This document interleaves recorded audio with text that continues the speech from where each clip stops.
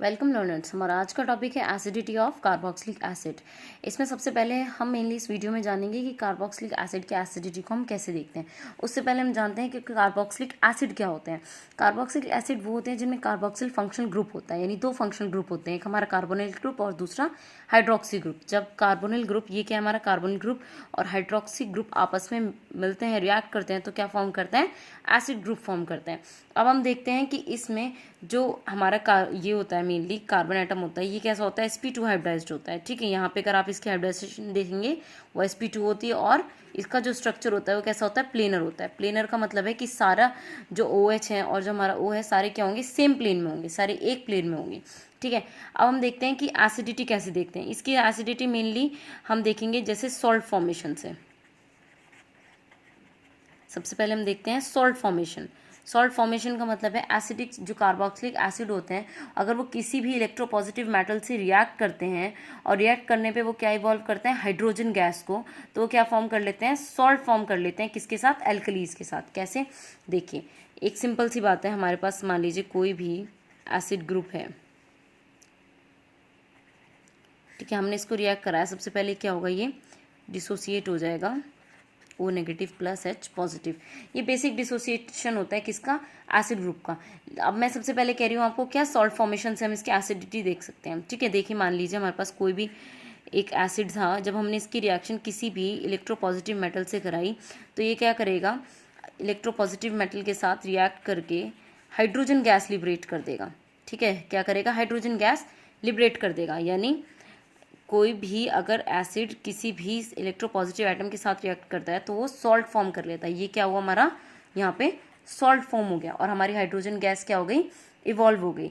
ठीक है, तो कार्बोक्सिलिक एसिड कैसे होते हैं, एसिडिक नेचर में होते हैं। हमें पता है कार्बोक्सिलिक एसिड कैसे होते हैं, एसिडिक नेचर के होते हैं, तभी तो वो अपना H आयन क्या करते हैं, अपना प्रोटोन को क्या करते हैं, डोनेट कर देते हैं, बाहर निकाल देते हैं। कैसे, मान लीजिए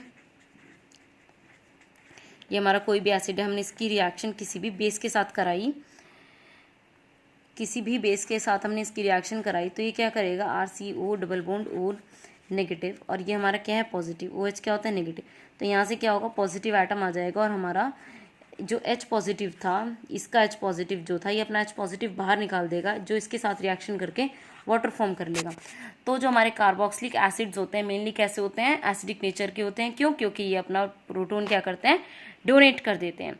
ठीक है, एक सिंपल सी चीज़ मैंने आपको बताई, क्यों एसिडिटी हमें कैसे पता चलती है, क्यों कैसे पता चलती है कि एसिडिक ग्रुप किसी भी मेटल के साथ रिएक्ट करके सॉल्ट फॉर्म कर लेता है। दूसरा, हम इसकी एसिडिटी कैसे बता सकते हैं, हम इसकी एसिडिटी वो आपका जो एसिड कांस्टेंट होता है, ठीक है, किसी भी कोई भी रिएक्शन कांस्टेंट होता है उससे भी बता सकते हैं। कैसे, देखिए मान लीजिए दूसरा मैं आपको बता रही हूँ किससे, रिएक्शन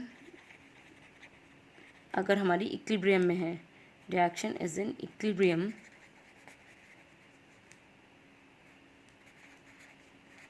ठीक है, अगर रिएक्शन इक्विलिब्रियम में है तो वहाँ पे आपका क्या होता है, एक जो रिएक्शन होती है वो रिवर्सिबल होती है। मतलब मान लीजिए आपकी एक रिएक्शन है HA, ठीक है, ये क्या है, ये हमारा इक्विलिब्रियम साइन है। जब हम इसको डिसोसिएट कराएंगे तो ये A नेगेटिव और H पॉजिटिव की फॉर्म में डिसोसिएट होएगा। ठीक है, अब हमारी जो रिएक्टिविटी है, मतलब जो एसिडिक कैरेक्टर है, वो डिपेंड करता है इस कंपाउंड पे। ठीक है, कितना लूजली क्या होगा, ये अपना H आयन दे देगा, उतना ज़्यादा स्ट्रॉन्ग ये एसिड होगा। ठीक है, अब ये यहाँ पे हमें पता है कि हम एक रिएक्शन हुई जो इक्विलिब्रियम में थी, ये रिवर्सिबल रिएक्शन है जिसका कांस्टेंट है K, और क्योंकि ये एसिड रिएक्शन है तो यहाँ पे इसका कांस्टेंट होगा Ka। अब हमें पता है ये क्या होता है हमारा, ये होता है प्रोडक्ट और ये क्या होता है, रिएक्टेंट। ठीक है, तो K का अगर नॉर्मल फॉर्मूला देखें तो वो होता है प्रोडक्ट अपॉन रिएक्टेंट। तो यहाँ पे फॉर्मूला हो जाएगा H plus A negative upon HA। ठीक है, ये क्या हो जाएगा, फॉर्मूला हो जाएगा H positive A negative upon HA। यानी ये फॉर्मूला क्या शो कर रहा है, ध्यान से देखिएगा, ये फॉर्मूला बता रहा है कि जितना ज़्यादा K होगा जितना ज़्यादा हमारा H आयन पॉजिटिव होगा, मतलब जितना अच्छा हमारा H आयन होगा उतना ज़्यादा K होगा, हमारा जो इक्विलिब्रियम कांस्टेंट है उतना ही ज़्यादा होगा। यानी जितना ज़्यादा एसिडिक हमारा क्या होगा, कोई भी ग्रुप होगा, उतनी ही ज़्यादा उसकी Ka की वैल्यू होगी। समझ में आई बात, यानी जो Ka है वो डायरेक्टली प्रोपोर्शनल है किसके, एसिडिक स्ट्रेंथ के। ठीक है, वो एसिडिक स्ट्रेंथ की क्या है, डायरेक्टली प्रोपोर्शनल है। अब देखिए कैसे, मान लीजिए हमें कोई कंपाउंड दिया हुआ है HCOH ठीक है, CH3COH, बेंजोइक एसिड, ये था हमारा formic acid, acetic acid, benzoic acid और मान लीजिए फिनॉल। ठीक है, तो ये हमारा इस तरह से कोई ग्रुप दिया हुआ है जिसमें हमें वैल्यूज़ दी हुई है कि इसकी के की वैल्यू 20 है, मान लीजिए इसकी 30 है, तो 40 है, तो 50 है। ये इट्स जस्ट एन एग्जाम्पल, ये मैं आपको एक एग्जाम्पल के तौर पे बता रही हूँ। अब हमें क्या पता है भाई, हमें इसमें बताना है कौन ज़्यादा एसिड होगा, which one is more acidic.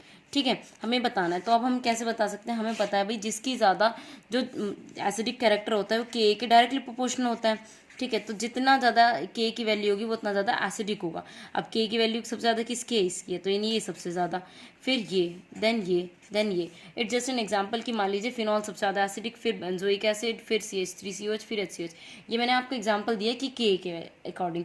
अब एक और इसी में ही ऐसे ही एक और होता है जो टर्म सुनी होगी, pK वैल्यू, जिसका फॉर्मूला होता है -log(10 Ka). अब इसमें क्या होता है, इन्वर्स होता है, यानी जितनी ज़्यादा वैल्यू के की होगी उतनी कम पीके की वैल्यू होगी। दोनों एक दूसरे के इन्वर्सली प्रोपोर्शनल होते हैं। तो यानी अगर मान लीजिए यहाँ पे ये के मतलब ये एग्जांपल है, इसमें के की जगह ये पीके की वैल्यू हो गई। ठीक है, तो जितनी कम पीके की वैल्यू होगी वो उतना ज़्यादा क्या होगा, एसिडिक होगा। ठीक है, या जितनी ज़्यादा पीके की वैल्यू होगी वो उतना कम एसिडिक होगा। ठीक है, तो एक ये था जिससे हम एसिडिक स्ट्रेंथ किसी की भी बता सकते हैं। अब हम अपना नेक्स्ट टॉपिक देखते हैं कि क्या कि सब्स्टिट्यूएंट का क्या इफेक्ट होता है एसिडिटी पे। Effect of substituent on acidity. ठीक है, एसिडिटी पे सब्स्टिट्यूएंट का क्या इफेक्ट होता है। सबसे पहली बात, आपने मेरी इससे प्रीवियस वीडियो अगर देखी हो, मैंने एक वीडियो डाली हुई है जिसमें इंडक्टिव इफेक्ट मैंने बताया हुआ है। तो +I effect and -I effect का बहुत बड़ा रोल होता है किसी भी कंपाउंड की एसिडिटी को बताने के लिए। ठीक है, अब मैं बता रही हूँ आपको कि सब्स्टिट्यूएंट का मतलब है कि कोई भी ग्रुप अगर हमारे एसिडिक ग्रुप से लगा है तो हमें बताना है कि वो उसकी एसिडिटी किस तरीके से होगी। ठीक है, तो सबसे पहले एक छोटा सा एसिडिक ऑर्डर होता है जो मैं यहाँ पे लिख देती हूँ, जो आपको पता होना चाहिए, आप इसको लिख लीजिएगा, लर्न कर लीजिएगा। ठीक है, इसमें क्या होता है, यहाँ पे हम देखेंगे कि सबसे ज़्यादा एसिडिक कौन है हमारा। ठीक है, यहाँ पे मैं आपको एसिडिक ऑर्डर बता रही हूँ, ये आप अगर आपको लर्न है आप डायरेक्ट क्वेश्चन भी कर सकते हैं। COH, देन RCOH, यानी कोई भी एल्काइल ग्रुप अगर इससे लगा हुआ है, देन आपका carbonic acid, then phenol, then H2O, then ROH, then triple bond, double bond, और फिर आपका सिंपल मिथाइल या एल्काइल ग्रुप। ठीक है, ये एसिडिक ऑर्डर है, ये आपको पता होना चाहिए कि कौन एसिड सबसे ज़्यादा एसिडिक होता है, कौन सबसे कम होता है। अब इससे अगर ये जो ऊपर का एक क्वेश्चन दिया बताया था मैंने आपको, अगर हमें ये ऑर्डर पता होता तो हम डायरेक्ट कर ले कि भाई सबसे ज़्यादा, अब देखा जाए सबसे ज़्यादा क्या था, फॉर्मिक एसिड, फिर बेंजोइक एसिड, देन हमारा क्या आया था, फिनॉल आया था। ठीक है, यही था कि सबसे ज़्यादा क्या होगा, फॉर्मिक एसिड, बेंजोइक एसिड, फिर फिनॉल, और फिर हमारा सिंपल कोई भी एल्काइल ग्रुप का एसिड, सॉरी सबसे ज़्यादा फॉर्मिक एसिड, फिर बेंजोइक एसिड, फिर एल्काइल एसिड और फिर फिनॉल। तो अगर हमें ये ऑर्डर पता है तो हम डायरेक्ट बीच से लगा सकते हैं। अब मान लीजिए इफेक्ट ऑफ सब्स्टिट्यूएंट कैसे है। अब आपको कोई भी कंपाउंड दे दिया, CH3 CH2 CH C double bond OH Cl। ठीक है, उसके बाद एक कंपाउंड आपको दे दिया CH3 CH CH2 COH Cl। ठीक है, इसी के साथ एक कंपाउंड दे दिया आपको CH2 Cl CH2 CH2 COH। हमें बताना है इसमें सबसे ज़्यादा एसिडिक कौन है। ठीक है, अब हमें पता है भाई क्या होगा, सिंपल Cl कैसा है हमारा, हेलोजन एटम है, यानी इलेक्ट्रोनेगेटिव ग्रुप है। इलेक्ट्रोनेगेटिव ग्रुप है यानी कैसा, इलेक्ट्रो विड्रॉइंग नेचर है। इलेक्ट्रो विड्रॉइंग नेचर है, क्या करेगा, कार्बन के जो इलेक्ट्रॉन्स होंगे वो अपनी साइड क्या कर लेगा, अट्रैक्ट कर लेगा। इसके इलेक्ट्रॉन्स इस पर अट्रैक्ट होंगे, जहाँ नेगेटिव चार्ज आ जाएगा यहाँ पॉजिटिव चार्ज आ जाएगा, बराबर में फंक्शनल ग्रुप है। ठीक है, तो ये इजीली ले लेगा। हमें तो एसिडिक नेचर बताना है तो हम फोकस किस पे करेंगे, इस पे। ठीक है, इस फंक्शनल ग्रुप पे। इस फंक्शनल ग्रुप के पास में क्या लगा, इलेक्ट्रॉन विड्रॉइंग ग्रुप, तो हमारा यानी सबसे ज़्यादा कौन सा होगा, ये वाला होगा। मान लीजिए ये A था, ये B था और ये C था, तो सबसे ज़्यादा हमारा क्या हुआ, A। ठीक है, उसके बाद यहाँ पे CH, वापस ये सेम वही देखेंगे हम एसिडिक ग्रुप, इसके बराबर में क्या है, CH2 ग्रुप है, देन Cl। तो अब ये हम यहाँ पे देखेंगे क्या है, इलेक्ट्रोनेगेटिव एटम है, यानी वही विदड्रॉ कर रहा है इलेक्ट्रॉन्स को। उसके बाद क्या होगा हमारा, B होगा, और देन C। क्यों, C में क्या है हमारा बहुत जैसे जैसे डिस्टेंस के साथ हमारा एसिडिक ग्रुप या कोई भी मतलब हमारा इलेक्ट्रोनेगेटिव ग्रुप लगा होगा, जितना ज़्यादा डिस्टेंस बढ़ता रहेगा उतना उसका इफेक्ट कम होता रहेगा। तो ये क्या हो गया, सबसे कम क्या हो गया, एसिडिक नेचर हो गया इसका। ठीक है, मान लीजिए अब हमें एक क्वेश्चन दिया हुआ है कि formic acid, acetic acid, benzoic acid और एक ये क्या है, कोई भी हेलोजन, कोई भी एसिड जिस पे कोई भी हेलोजन ग्रुप लगाओ। हमें पूछा है कि सबसे ज़्यादा एसिडिक कौन होगा इसमें।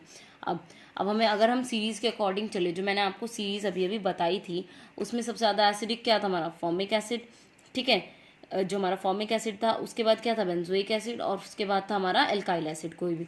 अब ये क्या है, हमारा क्या लगा हुआ है यहाँ पे, हेलोजन लगा हुआ है। हेलोजन लगाने होने से क्या मतलब होता है, देखिए, यानी ये क्या शो कर रहा होगा यहाँ पे, इलेक्ट्रॉन विड्रॉइंग नेचर शो कर रहा होगा। ये इलेक्ट्रॉन विड्रॉइंग ग्रुप है, यानी ये क्या इलेक्ट्रॉन विड्रॉइंग ग्रुप होगा, क्या करेगा, इलेक्ट्रॉन को अपनी ओर अट्रैक्ट करेगा, जिससे इस पर क्या होगा, माइनस आई इफेक्ट आएगा। मैंने आपको ये एक बहुत सिंपल सा कॉन्सेप्ट मैंने अपनी पिछली वीडियो में बताया, जितना ज़्यादा माइनस आई इफेक्ट होगा उतनी ही ज़्यादा क्या होगी, एसिडिटी होगी।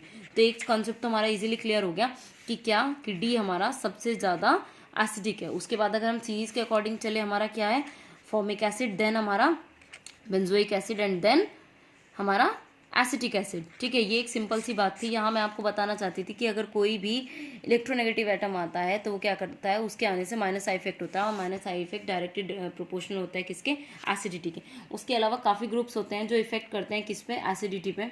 मान लीजिए जिस पे जितना, अगर हम एल्काइल की बात करें तो CH3 क्या होगा, सबसे ज़्यादा एसिडिक होगा। देन जितना ज़्यादा एल्काइल ग्रुप बढ़ेंगे उतनी ही कम क्या होगी, उसकी एसिडिटी हो जाएगी। ध्यान से सुनना, मैंने बोला जितना ज़्यादा एल्काइल ग्रुप होंगे उतनी ही कम क्या हो जाएगी, उसकी एसिडिटी हो जाएगी। और जितने ज़्यादा हेलोजन एटम्स जुड़ेंगे किसी से भी, मान लीजिए यहाँ पे एक Cl COH, तो ये क्या होगा, सबसे ज़्यादा एसिडिक। क्यों, सबसे ज़्यादा माइनस आई इफेक्ट हो गया इस पर, Cl COH, then Cl CH2 COH।